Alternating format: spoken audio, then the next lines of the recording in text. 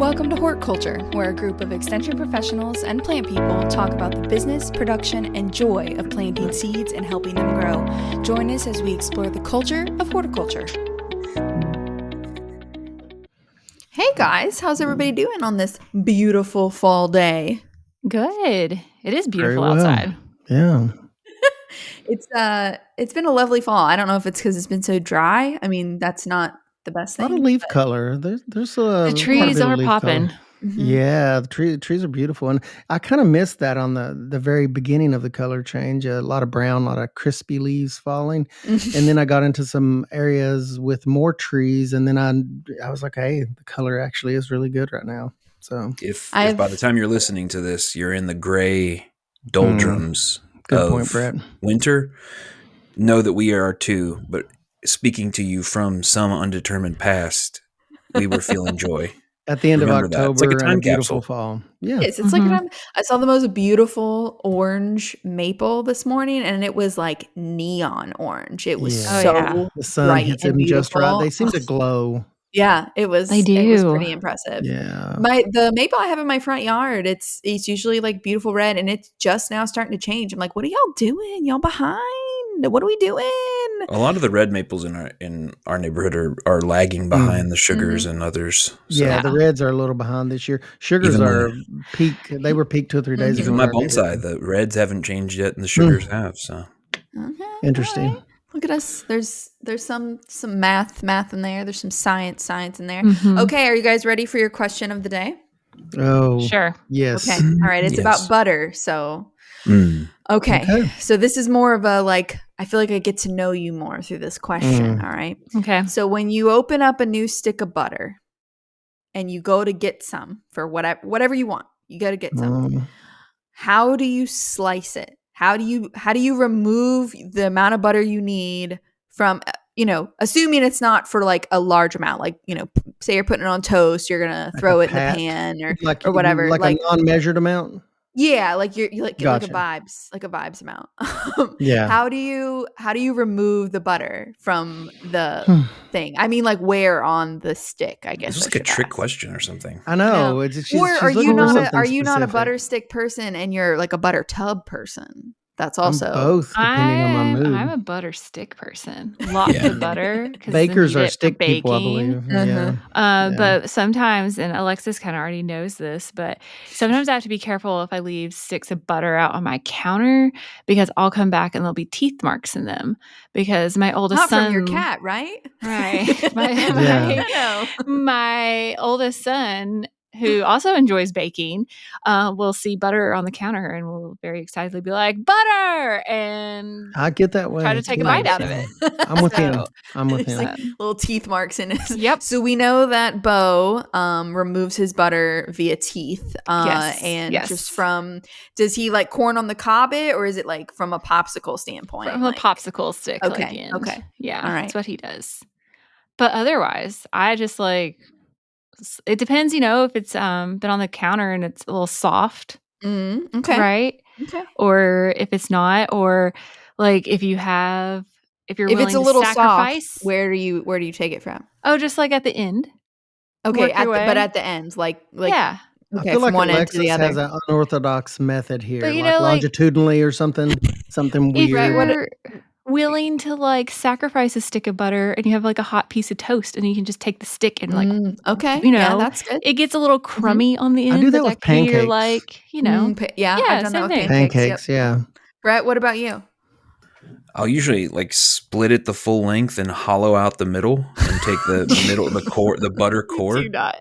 He takes his half out of the middle. The filet mignon of the butter. Yeah. The heart of butter. The butter backstraps. It's the butter loin. And then I just throw out the cask, the shell. You don't eat that part, do you? Yeah, no. You guys eat the peel? I mean, do you eat the banana peel? Gross. You don't eat the butter peel. Yeah, exactly. I think my kids the oxidized nastiness. No, I mean, I don't know. I go in and I'll say there are some in the audience who are saying, somebody referred to butter being soft, and they're like, it should always be soft because I keep my butter at room temperature on the counter all the time. Okay. We keep ours in the fridge. Sorry to all of the people who are correct out there. I would say I just cut it off from the end, probably often at an angle, not straight across. It's not a, I don't line it up. Perfectly vertical. I don't get my speed square out to, make a. Why? What's the outlier? Okay, What's yeah. Yes, please tell us, Alexis. What do you do I with think butter? about this. I made my lunch today, and I got out some butter because I was making some eggs. And so it reminded me. I think about this every time I get out the butter. When I got married and moved with my husband, and he saw the way I did butter because it's the way I grew up, he thought I was a crazy person. So now I have resorted to what, is probably the more efficient, smart way to do it. But I always think about it, and it brings back fond memories of toast and with my butter. grandma and stuff. But anyways, you assimilated. Yeah. So we also kept our butter in the fridge. And my mom, I feel like my grandma, everybody I know always took the butter from like the top. So like you open up the flap, on the stick of butter, right? And they would just scrape it. So it's like kind of like a thin little thing. And that's what you would spread like on your toast. Now when you were baking or, probably putting it in a pan, I'm sure they like sliced off, but like that's how I always did it. And I remember when I moved in with my husband, he was like, I did that. And he was like, what are you doing? It sounds like you're interpreting the stick as though it were a tub. Yeah, kind of. I think so. Yeah. Which is weird because I never grew up with tub butter. I never had that. How do you hold it still when you're cutting through the top? It looks like that would be precarious. Well, you're just sort to put of your finger on the end. You're just scraping it. No, you're just sort of like scraping off like a layer from like the top middle. Right? Is that what I'm you're worried saying? about the slide. I'm worried about the movement because precision is important when it comes to butter. I mean, and cheese, by the way. But yeah, it's that not seems important like when tough. you're putting it on toast. Well, you put the stick into your butter vise on your yes, the butter gripper countertop, and you spin it down. It kind of holds it in place, and then you. And then you let your child just go after it, right? Yeah. I mean, I don't know. He's only getting taller and can reach them. Does anybody else ever do that? Like, does anybody take it from just kind of like take your little butter knife and? I mean, in fact, the measurements on there clearly denote that if you're all about precision, that you would go straight down. I know, the most like efficient way. I mean, we did that when we baked, but just for everyday butter usage. Yeah. Okay. But then your measurements aren't correct if you've shaved off the top. Well, you got a buttering stick and you got a baking stick. You have a buttering that I can get down with. Because then, like in the summer, you have a stick that's like designated for your sweet corn. Yeah. Yeah. Oh. Yeah. Right. See? To butter your sweet corn. Mm-hmm. I don't know that I don't. Well. Yeah, because you put your corn right on the top and then roll it on the butter stick on the stick of butter. Differentiating your corn butter. We don't. To be fair, we don't eat a lot of sweet corn because Annie's not a big fan, and if Annie says goes. If only one of us likes something, it's usually not worth it to. So, but here's my question. Okay. What does the end of a buttering stick look like as it gets down closer to the bottom? It's like a bar of soap, where it gets to like a shard and there's some point. Are you throwing away some amount of butter? Are you absolutely what not. are you doing? How are you dealing with the dregs? And it gets, you get a little valley, right? So you have your ends and you get a little valley and it gets down and then you just start taking it from wherever, or that's when you start using it in your pan and you're taking chunks off to use like in your pan. To make your eggs with. So no, butter is never wasted. So you maybe have like 3 different purpose-built sticks of butter going at once. You've got your baking stick, you've got your new scraping, and you've got your your reclaimed butter from the scraping. I like that. The 3 butter bin system from Europe, the old country. Yeah. I don't know if we ever had 3, but I was a child, so I really like that. Yeah. Shame on Tyler for bullying you into assimilating. I did. He should have taken that. He should have taken your tradition, in my opinion. Well, you think he would if he grew up with tub butter, like they didn't do stick. I don't think to this day they do stick butter. So, I don't know. You think that'd be a vibe for him, but it just messed with his weird math brain and he was not about that. So, but anyways, I just was curious what it's like when you ask people like what their favorite fall dessert is or something. I want to know how you use butter. I see. But anyways, we're only 10 minutes into the podcast, and we swear we're talking about something plant-related today. And what we are talking about, which you've probably seen if you have read the title of this episode, is apples. So we're talking about apples today. More Apples, specifically, not just apples, but the local organizations, I'm assuming, that help bring apples to us in the form of maybe orchards.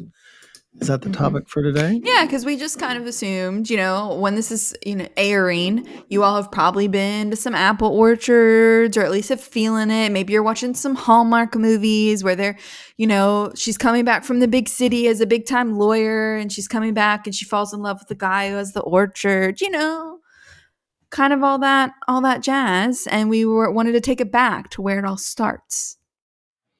In the beginning. So where does it, and that's something that's very curious to me. And I've been lucky to work in a couple situations where orchards have started, but here in Kentucky, it is not all that common because they're pretty intensive horticulture operations. Larger businesses, they tend to be, orchards are, with long-term investment paybacks and implications and all that. But I've been pretty lucky in a couple of scenarios where orchards have started. But it's amazing how long they are in the planning process to get to the point of where they're actually selling anything. It's oftentimes many years from planning to getting that first apple, or peach or whatever. Yeah, it's a long-term commitment for an orchard grower for sure. Yeah, I think the original thing that I was, when we were talking about this topic, I was just thinking, I was ahead of my mind, people going out to the apple orchard, they're picking the apple, they have this great experience, this cultivated, authentic farm experience with agritourism and, all that cool stuff that is marketing, and it's a good way for farms to make income, etc. And I was just thinking, but first the tree, but first the sapling, but first the graft.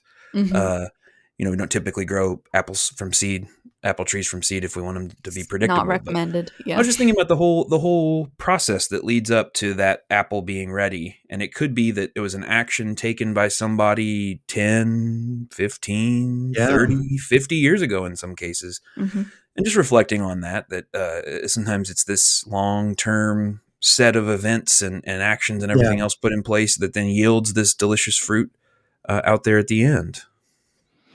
It takes some time. It really does, because it seems like there's a lot of, especially with people you mentioned, like we all have, seems like a set picture in our mind what, apple orchards look like, and having this awesome experience of going to an orchard. And even that's changing in Kentucky, where, in the past 10, 15 years ago, even, it was by and large, like apple specifically, was modified central leader system. And it looks like an apple tree that you would expect to see in your mind when you were an elementary school age kid. Those apple trees look like apple trees. Now that's not, the trees look a little different now with, high density systems. So even that's changing. Orchards may look a little bit different, especially those newer orchards that are being put in here in Kentucky. But to get to that point is many years. Yeah, lots of business planning, I guess, Brett, where they're kind of capital intensive, and that means that you're working with banks and you're getting your enterprise budgets and things like that in place. At least the orchards I've worked with and the ones that have gotten started, they have to really give a lot of thought to all of those things because of the nature of the orchard and its intensity. Yeah, and like for reference of people going like, I don't really know enough about orchards to know what is high density or regular and what I'm used to. So like a medium one, which is what we kind of see, if you've gone apple picking, this is probably what you've experienced in an older orchard. You're looking at about 300 trees for an acre.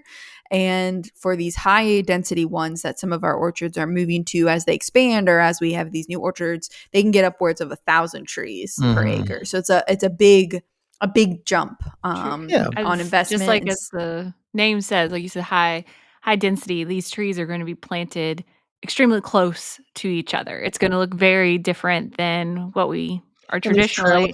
And irrigation, and there's a lot of systems and that like high tensile that's used to help hold everything up. So, and just the thought that goes back to it originally, I think when I've been working on intros for these crop profiles, and when I was doing the apple one, which, when I say crop profiles, Center for Crop Diversification, if you're interested in new crops, it's kind of what we do here. We have some of these horticulture crops that you can, 1 or 2 pagers you can look at and say, like, is this something crop I'd be interested in? And that's sort of like the basics of the economics and things to consider. But anyway, so when I was like thinking about this, you're thinking about all this upfront investment. And, with apples too, there's so much about cultivar, right? You have like baking apples and fresh eating apples and, cider apples and, just all these different kinds. Yeah. And to think about, okay, in 10 years when I'm at full production, what is my goal? And like hoping for the best, right? Like, what if you want to go into mass wholesale of apples and then, just as an example, maybe you've got a distributor local to you and you're like, okay, I'm going to plant these apples, but is that distributor going to be around in the 5 to 10 years it takes for you to be at full production? And then what if you choose a variety that, somehow gets a bad disease or people don't like anymore, or, and just all of the thought process, and that, like, to me, like so much anxiety just thinking about, like, Yeah. that Well, you and it's a have long-term to, investment. Yeah. but for something that can be so, we all know we like Honeycrisp, right? That's Jessica's favorite apple, but there's so many others out there. And like, are you going to want to do U-Pick, or are you going to stick with the baking apples? And then what happens in 10 years when you're like, oh man, I need to go do U-Pick, but I don't have the apples that are best for that. And so just kind of balancing that before you make a single dime is kind of a wild concept to think about for, not just a season. You're going to wait. At least in the initial planning, it seems like the folks that have done really well, it almost has always, to me, involved either a formal or informal mentorship. Mm-hmm. You work with someone that has firsthand knowledge of the orchard business in Kentucky. That may be a university employee, but oftentimes it's another orchardist, or you're part of an association here in the state of, we're talking about Kentucky, but I'm sure it's true for other states too. You're part of an association where you can really get nitty gritty and talk details with other growers that have firsthand knowledge of, the varieties you mentioned. And not only that, but, talk about things like freezer space. And and we're just talking planning phase here. You talk how much labor, how much freezer space, is it a long, medium, short-term keeper? What's the purpose? And that's not even thinking about marketing, Brett. I know you've done a lot of work on that. And Alexis, you just mentioned it. What level are you hitting? Is it direct to consumer, which most orchards here in the state, they hit different levels of marketing, wholesale all the way down to U-Pick and everything in between. But all of those things are just in the planning phase. And at the same time, you're considering those things along with labor, and then site suitability and capacity. You're considering all of those things because it's so critically important for a long-term crop like this, to make, accurate consideration, because lots of money is going to go into setting these orchards up. Payback used to be 5 to 8 years, or production rather, not payback. Used to be 5 to 8 years with a semi-dwarf tree. We've got that down to about 3 years now. In some cases, even 2 years. You're starting to get limited production, for high density. So that has helped some, but all of this business planning has to go on before you stick trees in the ground. Typically, all of these things are going on. Once you get the trees in the ground, let's not get it twisted. It is very difficult to grow apples in Kentucky. Yes. Transitional zone, we'll say. It is. We have this climate that disease and pests just rampant. Absolutely love. Yeah. I like it here. I've lived here for 30 something, between 36 and I think that's right, 36 years. Love it. And so does the fire blight, and so does the scab and scale and all kinds of fun insects and disease. And so I think what I'm getting at with that is, again, if you're going out, or if you go apple picking this fall, just appreciate all the work that went into making sure that tree was healthy enough to produce apples, that it's open to you, that you can go out and enjoy that. I think it's on the one hand, when you're presenting it to the customer, you want it to kind of come across as effortless and down on the farm. But apples are far from throw it in the ground and wait 10 years. Oh yeah. Yeah. It's like, I think that's why, we don't see so many orchards, right? Like that's why you have like there's we're starting to see a few more, but like it's pretty limited with how many actual commercial growers that we have or who are doing this, because with all the planning that everyone has already talked about. And then like if you are going to incorporate all that agritourism stuff that goes along with it, and production and insurance, marketing, liability, all of that kind of things that are going along to have you out there on their farm and to make it safe. And there's a lot more that goes into apples than I think a lot of people think.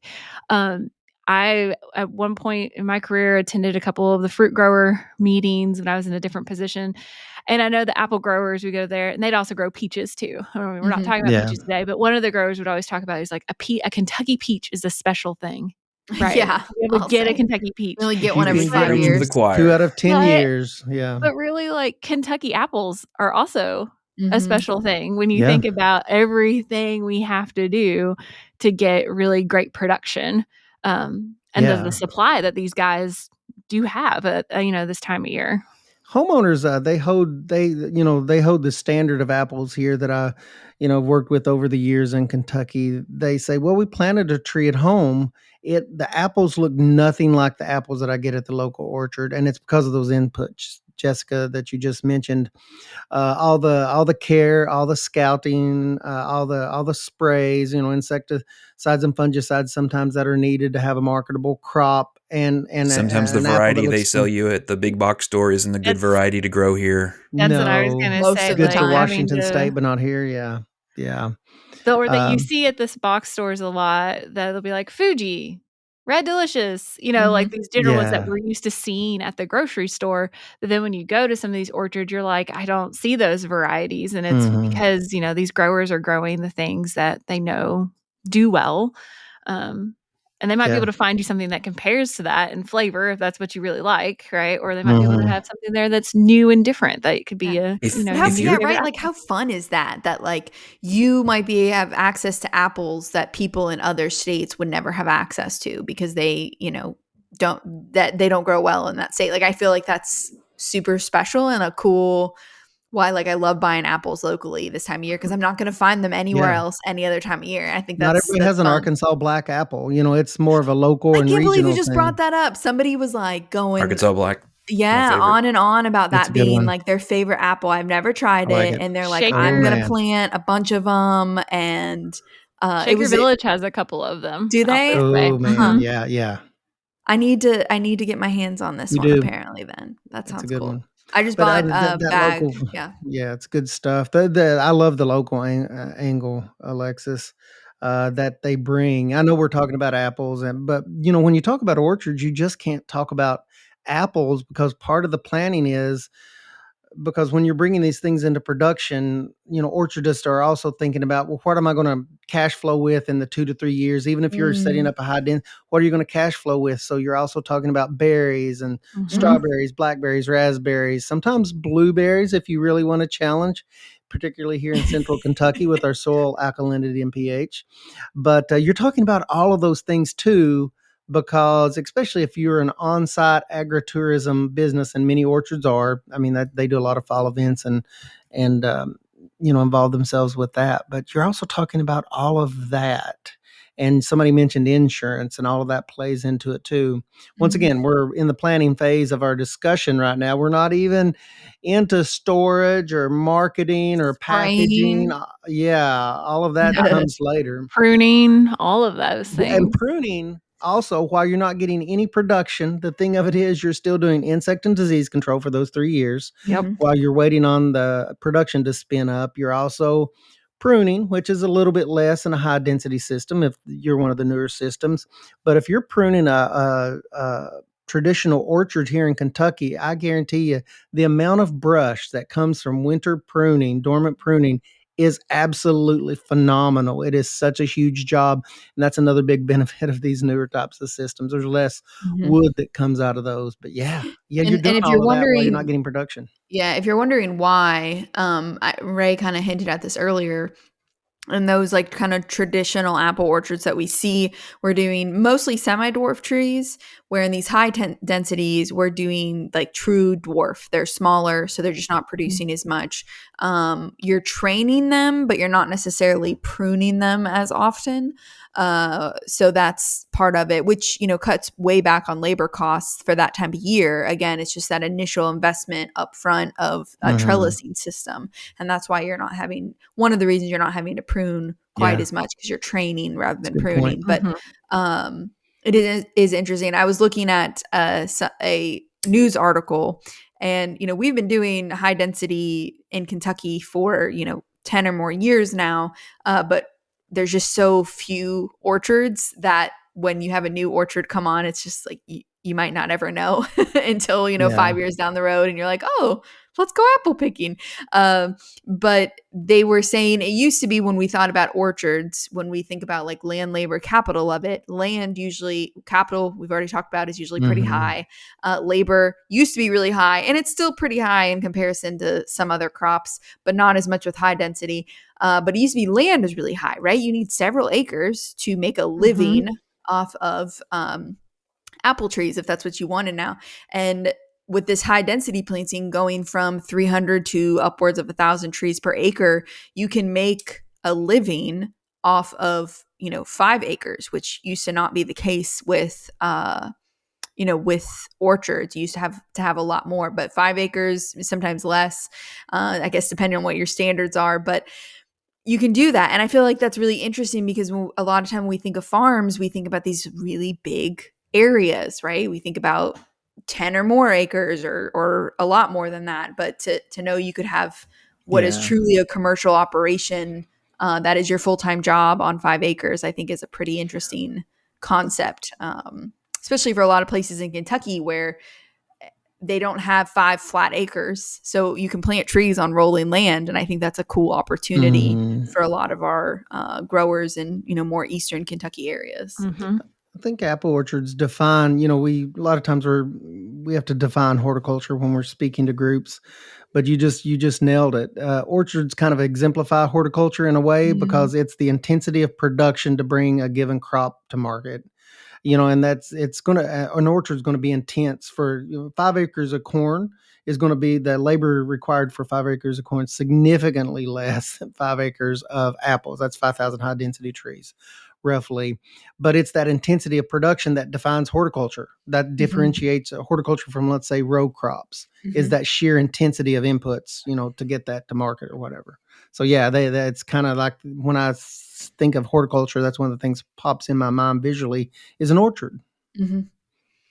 That's super cool. I think it's important. Alexis, you were talking earlier about the 10-year slingshot effect of I'm making a decision now that will have to play out in markets and in a culture and in a context that could be very different in 10 years. And I don't know if it's just living through it myself, but it seems like the pace of change in a lot of cultural corners of the world is very fast now. But I think the thing to remember too is if you want to have a successful orchard business across the rest of your lifetime, let's say maybe you want to do this for 30 years, you kind of have to go with some of the ebbs and flows across that time. Yeah. And I think one of the things, a lot of the orchards around here, their operation now looks, as far as their marketing and all that kind of stuff, it looks very different than it did even 10 years ago. They may have had a little bit of on-farm U-pick and a little bit of direct on-farm sales, and the rest of it was going to maybe a bigger buyer, or it might be that quite the opposite, that they were trying to do more and more retail, but they had opportunities where they could market through the schools or something like that. And I just think, agritourism sometimes is this novel way of marketing what was a working farm that was trying to grow stuff and market it in more traditional ways. And they sort of been able to pivot. And the funny thing is, through all of that, those trees were in the ground developing in many cases. And that issue you were talking about, Ray, of the cash flow, where it particularly pertains to when you're trying to start. If you're trying to start from scratch, that means you're going to take actions that are going to not return anything for several years. Mm-hmm. How do you do that? In other cases, it's like people will have older trees, and this is why part of why you'll see sometimes one generation will sell the orchard to another person who's taking it over, and so you have these trees that where you're not waiting; they're already in production.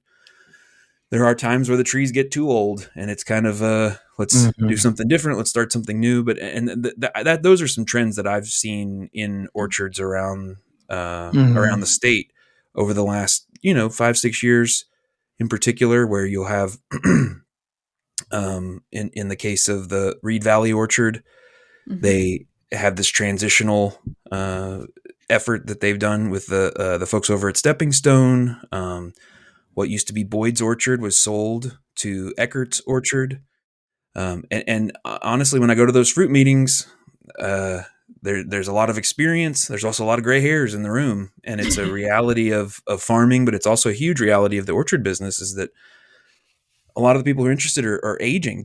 Have you all interacted with folks who are maybe starting out or closer to the starting out point in their journey with these orchards? Are we going to still have some orchards in 10 years? You've already mentioned ours, Brad, yeah. the Stepping Stone. Yeah. They're younger. I have one that is, I say they're like middle-aged wanting to start it. And it's just kind of ironic.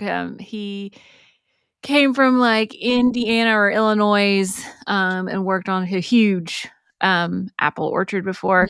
And when I say it's just kind of funny, we have two very popular fall agritourism places here in Mercer County, Divine's Corn Maze and Dana Brook Greenhouses, and they are like within not even 5 miles of each other.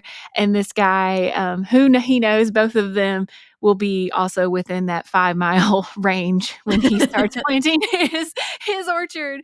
And like Silicon Valley or something. The fall thing. Apple Valley. Kind of going back to what Brett said about seeing change with these orchards. So I had the opportunity to work with some of them prior to this job, and I've been here for 10 years. So I got to see some of that change, right? Because I used to go out and trap spotted winged Drosophila fruit fly we were tracking. But to see the change, and especially the changes that happened once we went through COVID, because, people were looking for things to do outside, and some of those agritourism places were just like overloaded, right? So to see their changes of how they already had stuff going, but they've increased more of their like activities for people to do that were like outside, or you're talking about like the people who are starting up, like their trees might not be ready yet for apple production, but they go ahead and they're starting strawberries. Right. So they're already drawing people in with other things, and people are seeing the apple trees so that they know they're going to be there, and they just keep drawing them in with more of these, like I say annual crops, because a lot of them are doing like strawberries on plastic, to draw people in, have a little farm market. And so you're already building that clientele base. I've seen the farm markets and orchards. Have you guys seen that? You didn't just mention farm markets, but some of these are getting to be full-fledged local food system shopping kind of venues at orchards. And I love that because it's, there's the shelf stability aspect that's year round. And I see more and more of these orchards for years. It's awesome. I love going to these local orchard shops, and you just walk in and there's all these products. I mean, and they're not all their cider products. donuts. I'm looking at you. Yeah. Oh yeah, sometimes cider donuts too. I want that. Yeah, sometimes they're, somebody makes pumpkin butter, or there's, the local vegetable farm that's close by will have it. So it's like a little roadside stand, but a little more kitschy, right? Like a little bit more of a event to go to take the family there or something. Yeah, I think in those it's kind of a oxymoron, I guess, but like more heavily populated rural areas, there's a real opportunity for those types of stores where you can get some meat, you could get some bread, you could get some produce, you can get sauces, and even decor for your house. And because you're not competing with, I can get, I live in Lexington, I can get to 5 grocery stores in under 20 minutes. in a lot of those rural places, that's not the case. Going to a so grocery store takes a while, and so there are that's been a really interesting phenomenon to see those things pop up. And I think in those contexts, there's people who really are, I guess hungry is the right word for those types of amenities. So as far as the UPIC side of things, that was the original thing, was maybe people were taking their kids or themselves out to pick some apples. I was talking with one of my colleagues, and he said for the first time he had seen in Kentucky, and maybe we just haven't been paying attention, that the price per pound for UPIC apples was actually higher than if you bought the pre-picked apples off the shelf in the store. Now, I had been to places in the past where, this is when I was working on one of the research farms and spending a lot of my days picking fruits and vegetables off of plants, where the price was the same. It was equal. You could either do UPIC or you could just get it out of the bin. And I was like, why on earth would I go and pick this if they've already done it for me? I was living the agritourism experience, I guess you could say. And so I wasn't looking to vacation there. But I think that that's an interesting dynamic. And the fact that they're able to do it, and this is an established place, this isn't some place that's just trying things out. The fact that they're able to do it indicates some things to me. What is your all's reaction to hearing that? I think the experience, yeah, I was going to say pay for the experience. I think from a grower standpoint, if I was thinking about my own trees and stuff, I think things get tore up, right? Because you see people, or like they might have signs of like, please don't climb the trees to try to get apples, but there are people climbing the trees, and so maybe charging a little more for those because you're banking on maybe some possible damage happening or something. But I think people pay for the experience. You have to have more people giving directions and monitoring the situation. Insurance is going to look a little different if you're doing a UPIC. So there are certain real verifiable costs with UPIC, and that's an interesting observation, Brett, and how these groups calculate that. Because so many times I think orchards do sell the experience, and I will pay a premium for that experience to go pick, because it's not a real like price objective decision when I go to an orchard. There's a different part of my brain that engages. And we recently went to a large local orchard here in Scott County. Some of you guys know it. And we paid our, $20 a person or whatever to go to this magnificent, essentially this, to go shoot, apple cannons and do all the agritourism stuff with our 10-year-old son. And we had the best time there. It was like Kings Island on the orchard. We absolutely loved it. But, that was part of the experience that didn't have a lot with to do with growing the apples and going to pick the apples. We did do that eventually that day, but we did all the other activities, the value added stuff, I guess I'd fall under that, Brett, the value add stuff that you get people in the door and then they can do all the other related activities. Yeah, all the experiences. So there's all that going on too. And it was amazing to me that I probably saw 3,000 or 4,000 people standing around me that day. And all of them had paid to get wristbands to go into the farm on this big, beautiful, just rolling acres in the back of the farm and do all these other activities that were related to orchards, but not closely. It was a part of the orchard operation, though, from some very savvy business people.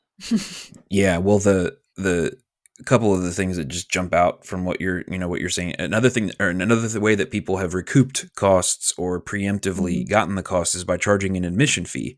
Yes, to go out and do it in the first place. And some people are doing both. They're charging more per pound and they're charging for the admission fee. And I think both of those are smart. And I think it's always funny. Sometimes people think that consumers can be real tight with their money. Or sometimes I've noticed producers in Kentucky, they're preemptively worried about people being mad about their prices, and people do not care. Like they don't bat an eye at they want what they want when they want it. Yeah. Ariana Grande. Yeah, I don't know him, but you don't pay the entrance fee. Is he a good orchardist? I want it. I got it. I want it. Mansana Grande. You had to lead us into that a little bit. Yeah. But the thinking about recouping those costs, I think what Jessica was saying about like they grab one apple, it has a little bit of a discoloration, they throw it on the ground and then pick another one. Well, now you're charging per pound for something that they now have taken They didn't double bring of. back. And Yeah. And there's like perfectly good apples being thrown on the ground that can be used for a variety of things. And And they once like it hits the ground, pull game over. part of the branch down with it and stuff like Yeah. But you also see this adaptation to have the playground where you pay your admission fee for the playground, and there is no real, it's not. I guess certain things break down. But it's not as depreciating an asset as some other things, and you're just charging one after the other after the other. And there Feed is a the part of me. animals with the petting zoo. Like, Oh Yes. yeah, they'll go to the corn maze, all those things, and there's a part of me. The biggest part of me is like, this is a cool way for for farms to make some more money, be able to stay on the farm, etc. There is a small part of me sometimes that feels when the horticulture or the agriculture is fading a little bit into the background. There's a little bit of me that's like, I don't know, it feels a little sad or something. I don't know if you all feel that at all, or if I'm just being overly sentimental. I get weird Yeah. about every time I pass a agritourism place and I'll see like beautiful mums or beautiful hanging baskets, and like I can appreciate what went into the production of that. And then behind them is this mass of carnival rides, and I'm just like, what? And then behind them is like a beautiful field, it just, and it feels like it gets lost, but also that's what my eye is attracted to is the beautiful mums and things like that. And Yeah. I'm like, I'm bummed for the people who may never get the opportunity to appreciate the work that went into that, I guess. Is that like a fair way to say it? Like they're just so focused on the spinning teacups that these Yeah. businesses They don't realize are that so mom- complex. Yeah. Yeah. They're that truly mom was full-fledged arranging- experiences. Yeah. And like no judgment towards them. It's more about like Yeah. you said, Brett, like the loss from the consumer standpoint of, they're not going there for the beautiful mums that they can't find somewhere else. It is that's amazing, healthy. you guys, how scary. We're talking about like, these fall events which are, good times for orchards typically in the state for all these events, all these value add activities.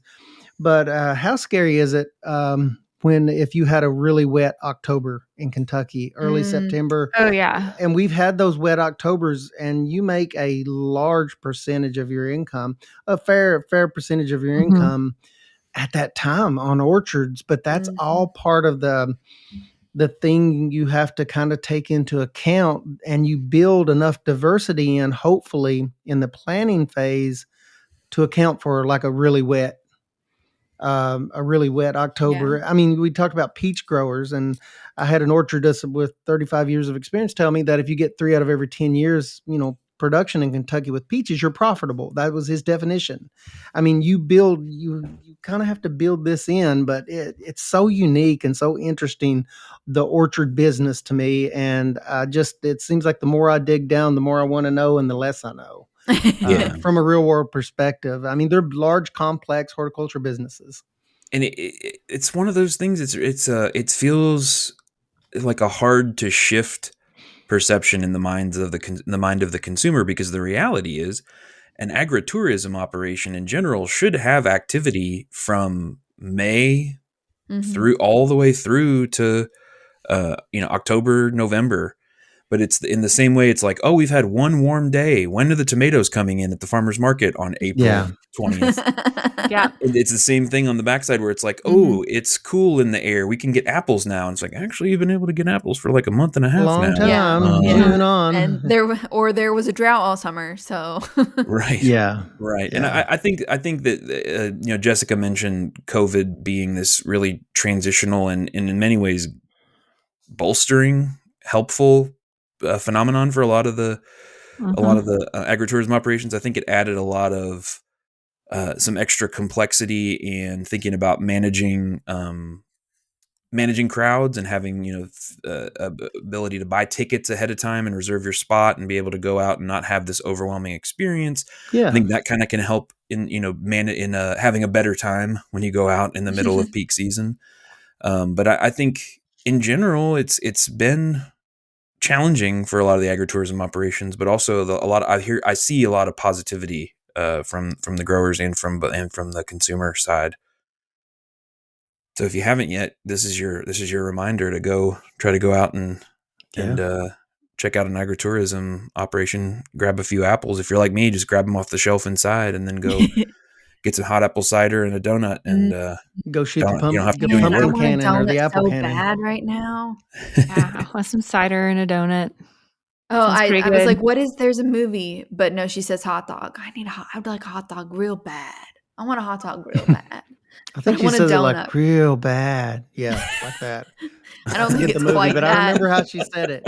Yeah, Like as far as Jennifer wanting like a Coolidge. It's a Jennifer thank you. Coolidge. That's it. That's Yeah. one of the movies. You But look it's like like I the want an 4th of apple cider July. donut. Is it Legally Blonde? That's what it is. Oh yeah, classic. How you do look we like the 4th transition of from July? orchards to I want a hot dog real bad. I want a cider donut real bad. I want a cider Yes. donut real bad. Yeah, I mean, I think that's- about fall in Kentucky, and orchards are way up at the top because I mean, you get your pumpkin, you get your donuts, you can do all of these things. And me, having the age of kid that I do, he still really thinks we're cool enough to go with us and bless us with his attendance at these things, and we just have the best time together. From zip lines to cider donuts to going and picking our own fresh apple off the tree. We love it all. It's such good stuff to do, and the variety of activities at these places. It's pretty cool. I mean, from sunflower patches, if you're just taking pictures or doing things with. Some of the farms are getting more and more into cut flowers, which is kind of a different thing, as well as the orchard. But they're finding ways to have a cash flow year round, and it's super cool. Some of the creative ways that they're doing that. But I know it's hard for a kind of a mental shift, Brett. You mentioned it. When you think of orchard, you think about it like at a certain time of the year. I used to, but now it's like you see all of the ways that they're trying to level that out throughout the year. And that's a really cool effort, and one that they're always involved, trying to stay at the top of people's mind.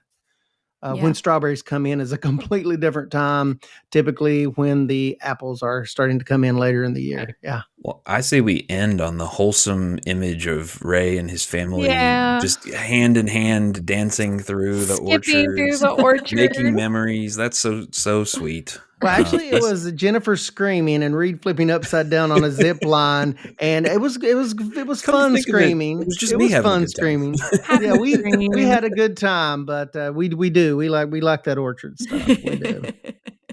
Well, awesome. We appreciate you guys being here today. We hope if you've not been to an apple orchard and maybe you're listening to this in the dreads of winter, go drink you some cider, because apple cider is good anytime. And hopefully you can find you a cider donut. And if you do, let me know where you find it, because I want to know. Regular donuts also substitute well in case of emergency. Honestly, it's like if a little bit of cider, regular donut, you're basically having a cider donut. So that works for anybody. But we hope you enjoyed it. Please follow us along. Hit the follow button on this podcast if you're not following already. That helps us out. If you want to leave a review and tell us the best place to find cider donuts, or your favorite fall donut flavor is also acceptable. Anything donut related is always acceptable in those reviews. Your favorite apple variety If you're trying to eat or the comments apple on butter, we'll take those too. Or how you slice butter. How do you slice butter? Yeah. You can also follow us on Instagram at Hort Culture Pod. And we appreciate you. And we hope that as we grow this podcast, you will grow with us. Have a great one.